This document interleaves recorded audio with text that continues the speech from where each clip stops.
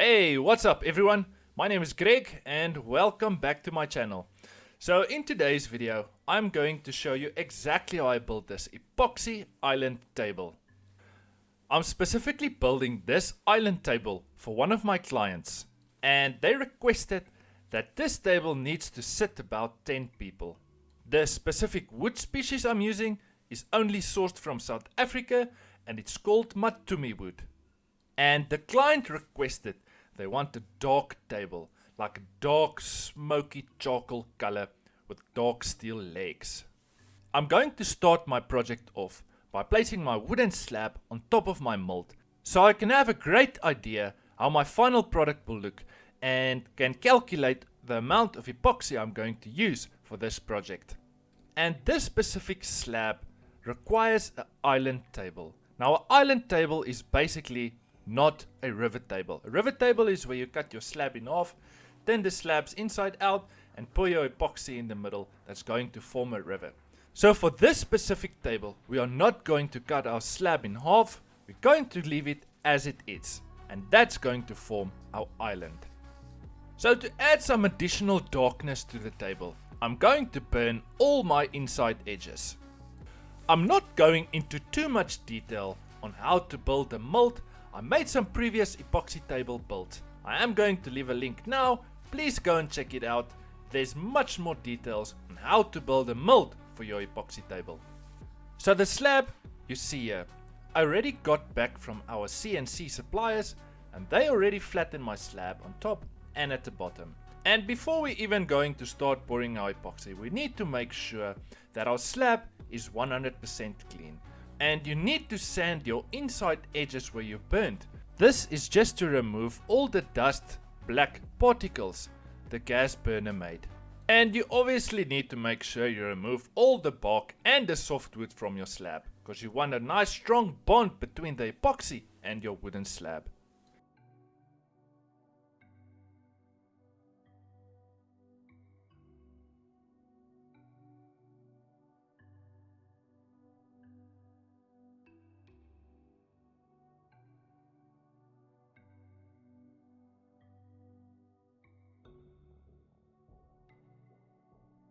So the wax I'm using on the inside of my mold is called raw wax, and this is one of the questions I receive the most. What mold release am I using? Well, here you see it.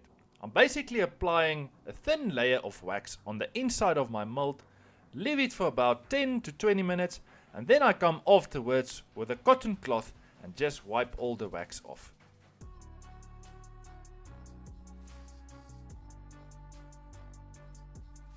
So now it's time to place my wooden slab into my mold. And as you can see, it fits like a glove.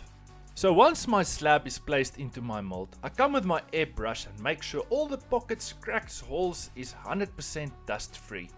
So one of the questions I receive a lot is, what epoxy am I using? The epoxy I'm using is called Woodcast 30. It's from a company called AMT Composite. Now this video is not sponsored by AMT. I honestly just like their product and it's working for all my rivet tables I'm building. And yeah, I'm just adding some black pigment and giving it a nice stir for about 3 to 5 minutes. Then you can leave it for about 10 to 15 minutes. All the air bubbles will come up and you can just pop that with your gas flame gun. Another tip I want to share, if you want to see your final product color, more or less, this is just the estimate, is to take a translucent cup, add a bit of epoxy in it about the same thickness of your table, and then you'll get a good idea of the color you're going to get at the end.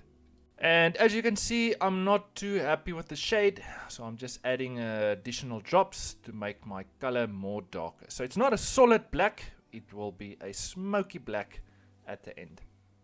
The Woodcast 30 epoxy I'm using, I can only cast about 10 to 12 millimeters at a time. I am not using deep casting epoxy, it's just too expensive, and Woodcast 30 cost me about additional day to do my pouring, but it saves me a lot of money at the end of my project. So guys and gals, if you are new around here and you want to learn more about epoxy projects and you want to support the channel, please subscribe. And if you are a subscriber already, you can like this video. It will honestly just help the channel grow and help me to make future content. So as you can see, my first layer I poured is about 10 mils thick and it looks very light grey. That's because it is. I am planning to do a total of 4 to 5 epoxy castings, and you will see with each layer I am casting, the color will get much more darker. So this you see here is the first time I'm trying this out. I've done a casting the previous day. I came back the morning and there was just too much dust particles on my first layer. Now I've done some research and I was so scared to try this, but I just had to remove the dust particles. So I ended up using a 180 grit sandpaper with my orbital sander. I gave my first layer a good sand and just hoping that the next epoxy casting I'm doing is going to cover all the sand marks the orbital sander made. Now just making sure I remove all the dust particles with a cloth, and I use the airbrush to remove all the dust from the cracks on my wooden slab. I honestly do have to say that this was a massive risk for this project, but you will see in the next steps how it came out.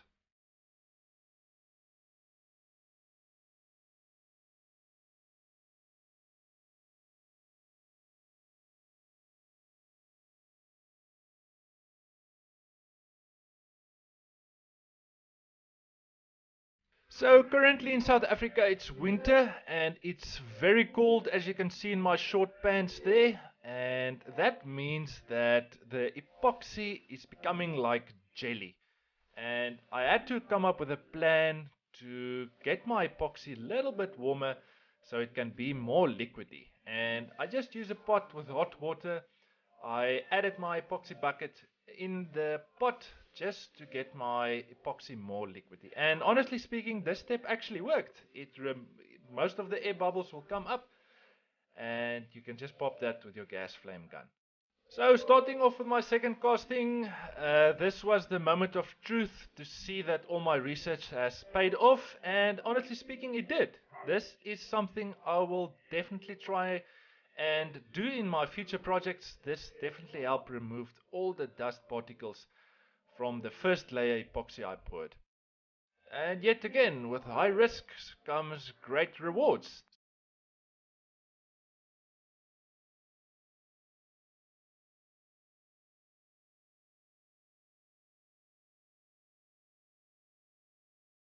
So this was the third layer I casted, and as you can see the color is already started to get darker. And there's not really any specific way to cast your epoxy, fast or slow, or on a ruler or on the wood, or just cast it slow so it doesn't make too much bubbles. But I'm casting extra slow to try and make a cool casting epoxy video. And always remember guys, when you cast, just wait about 10 to 20 minutes and you will see all the air bubbles will start to come up, and you can just pop them with a gas flame gun.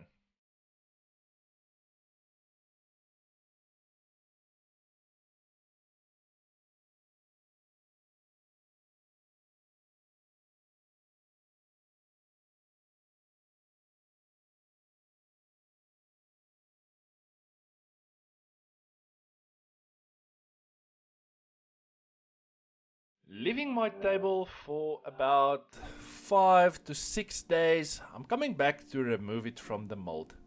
This is something you need to confirm with your supplier, how long you need to leave your epoxy before you can start working with your project. Now from our suppliers, the recommended time is about 5 days. One of the steps I didn't record was taking my table to one of our suppliers They CNC'd and flattened my table on top and at the bottom. Took my slab back to my shop and I continued sanding.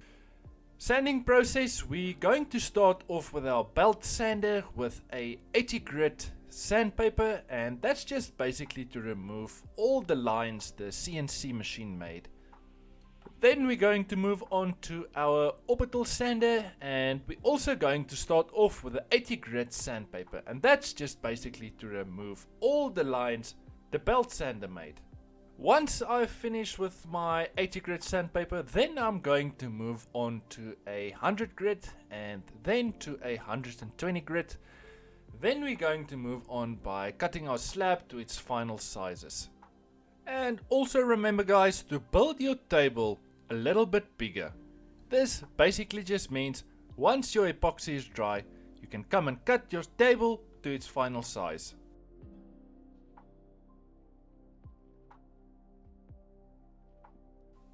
This steel leg design we also manufactured in our shop.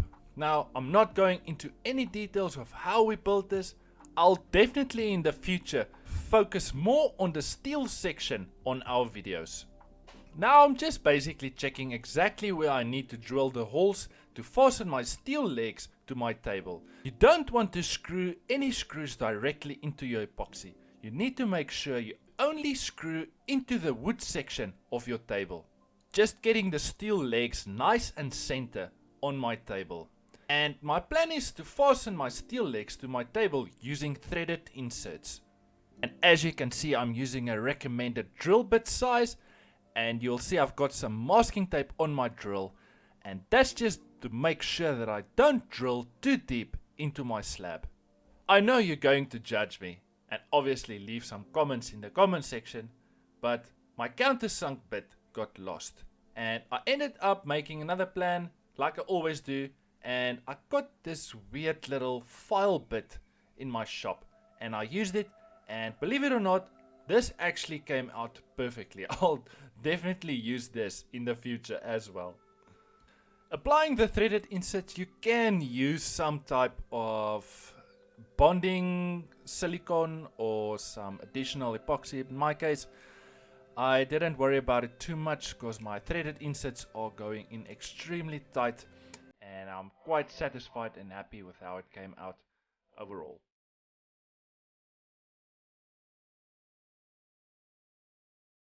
Using my router, I'm just adding a nice chamfer edge right around my table, on top and at the bottom. This is just to smooth things out and to give my table a nice, smooth, slick look.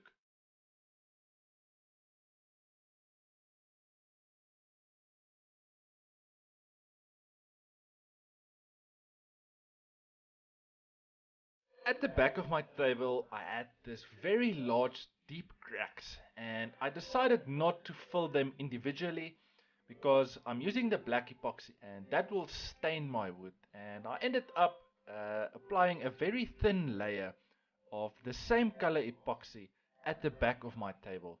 This filled all the little cracks, and I came afterwards with my flame gun just to remove the last bubbles.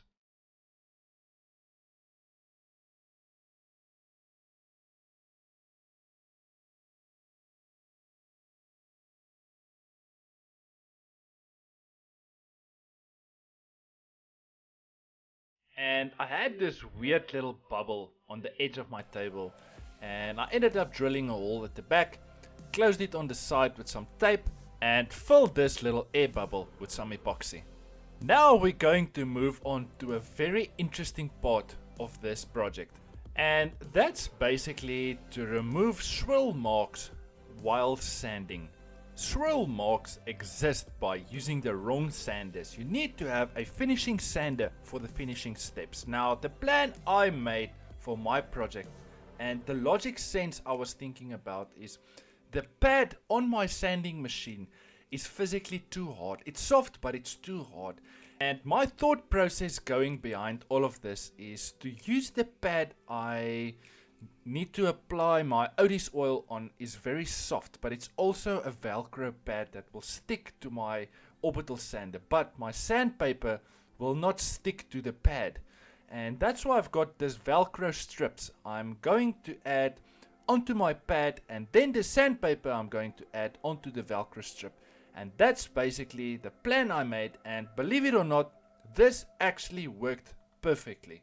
So after my table has been cut to size and all my edges has been routed, we're going to start by sanding our table. And we're going to start off by sanding our table with 80 grit, moving up all the way to 400 grit, not skipping any sandpaper grit. This is very critical to have our finished end result of having a smoky charcoal epoxy table. You need to sand for about 20 seconds.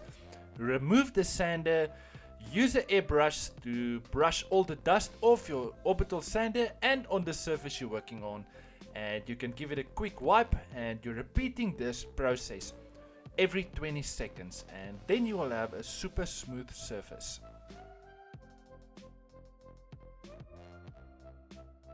So before I'm going to start to applying my Odis oil finish to my epoxy table, I need to make sure that my surface is 100% clean, and by doing this is I'm going to use the same pad I'm using to apply the Odis oil.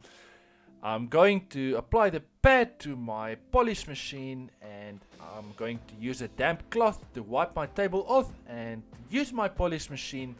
Give my table a quick rundown. This is just to make sure that I remove all the dirt from my epoxy table. Now the plus side on this is that the pad to apply the Odis oil is also a little bit rough, and that also will help in smoothing out your top surface.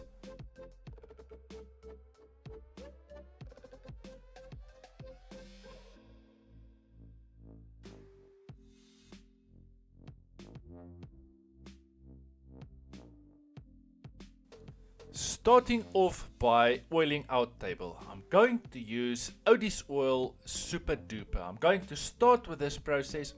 I'm going to apply the oil in a circular motion, and I'm going to leave the oil for about 45 minutes. Then I'm coming to wipe it off with a clean cloth.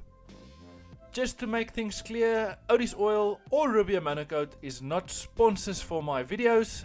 I honestly just like the product overall, and I can strongly recommend using one of these oils for your wooden projects. And always remember guys, please feel free to leave some comments in the comment section below. Ask whatever you need to ask. I obviously don't know all the answers, but I will try my utmost best to answer the best of my ability.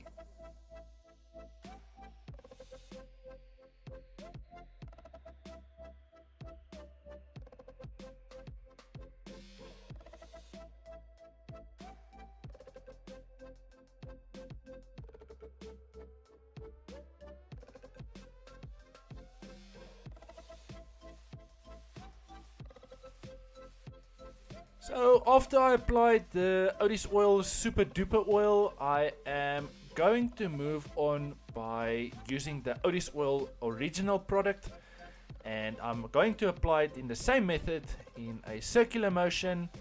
I'm going to leave it for about an hour to an hour and a half, and then I'm coming back to wipe the product off, and you'll see it's like sticky on your surface, but that's a good thing. That's what the oil needs to do to interact and penetrate into the wood and epoxy, and that's the finish you want. You will see the magic starts to happen once you start wiping the Odis oil off.